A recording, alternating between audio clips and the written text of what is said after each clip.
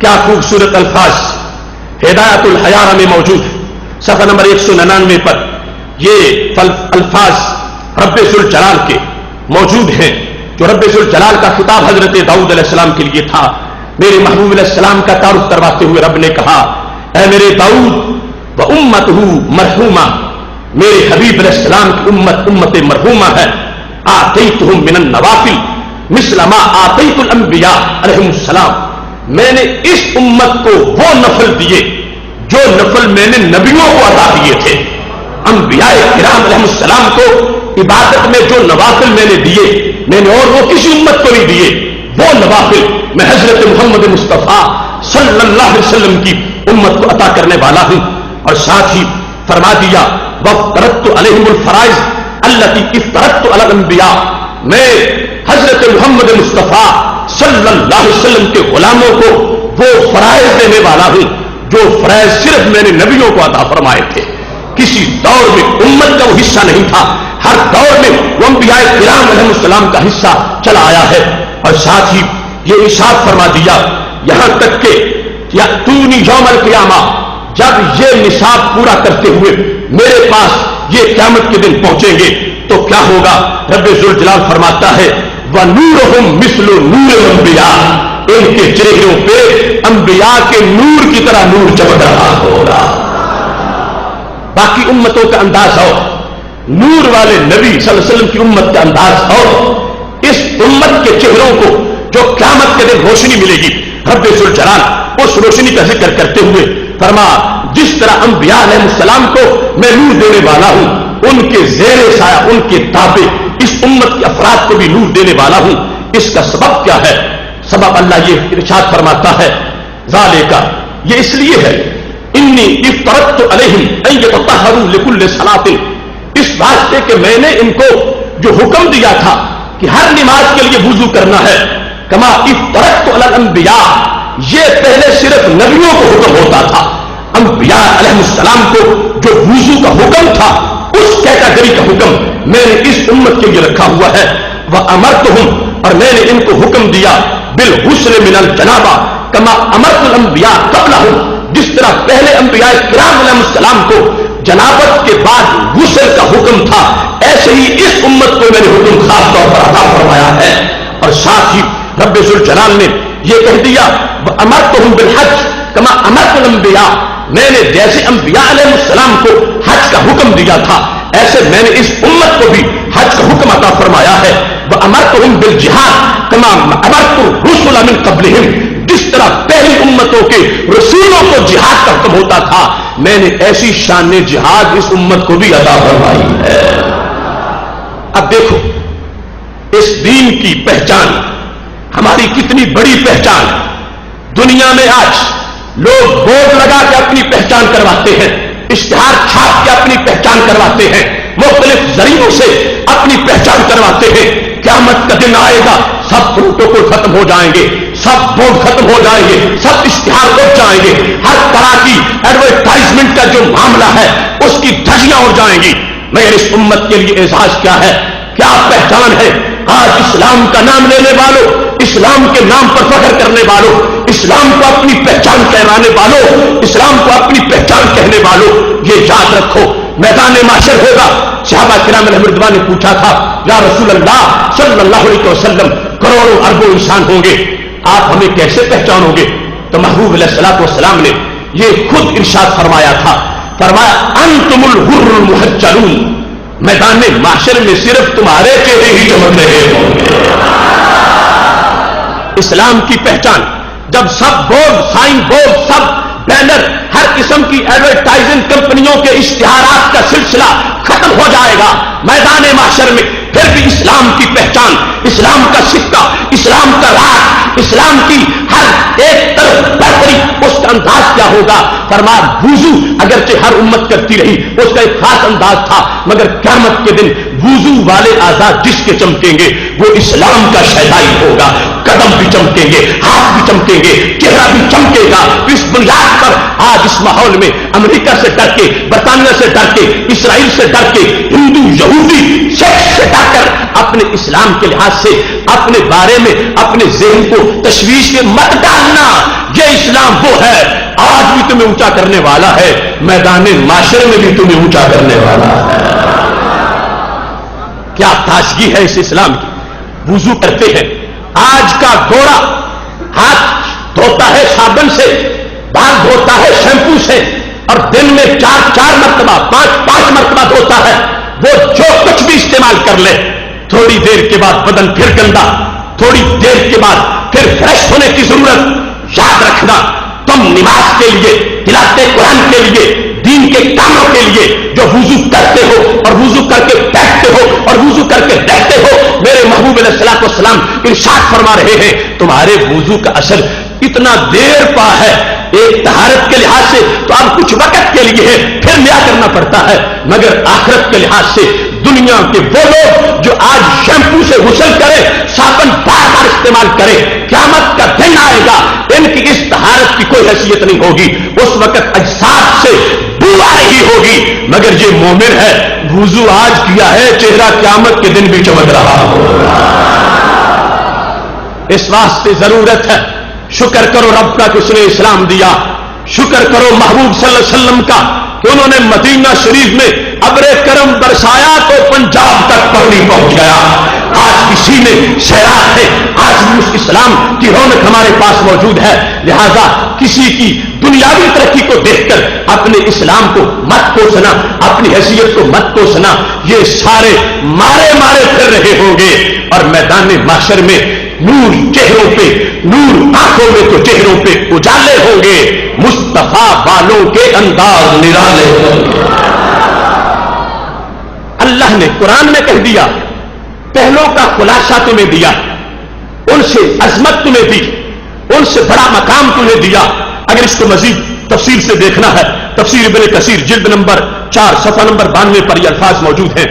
حضرت کعب احبار جو بہت بڑے مبلغ اور پہلی آسمانی کتابوں کے ماہر بھی تھے، انہوں نے ایک خطبہ دیا، کیونکہ انہوں نے پھر کلمہ بھی پڑھا اور ان کی بات کو بہت زیادہ تسلیم کیا گیا۔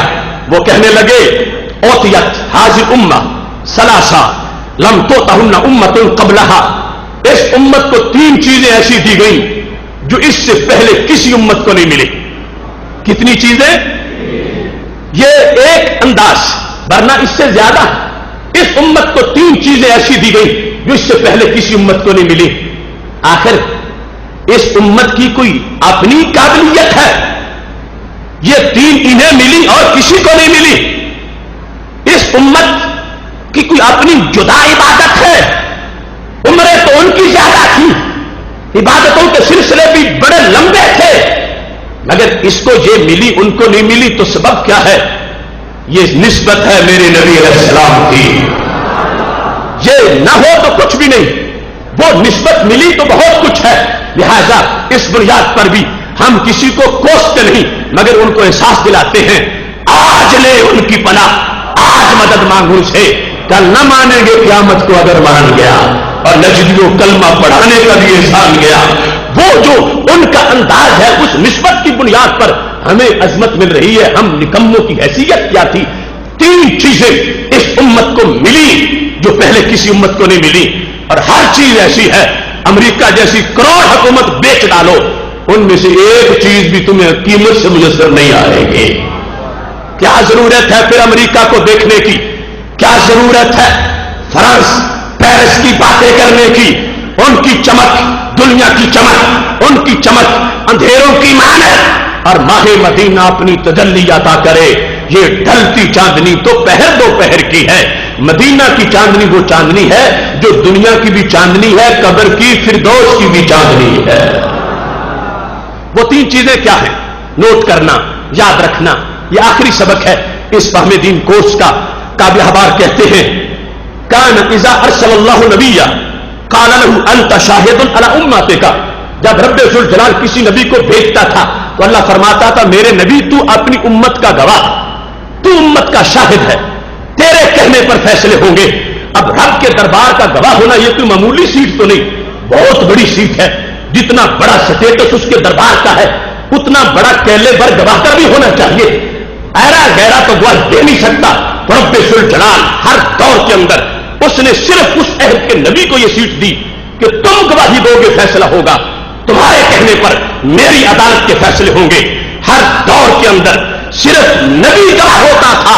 करोड़ों सलाम हो हजरत सैयदा आमिना के लाल हजरत मोहम्मद मुस्तफा सल्लल्लाहु अलैहि वसल्लम की साथ गिरामी को रब्बे जुल जलाल ने उनके सदके इस उम्मत के बंदे बंदे को अपने दरबार का गवाह बना दिया है।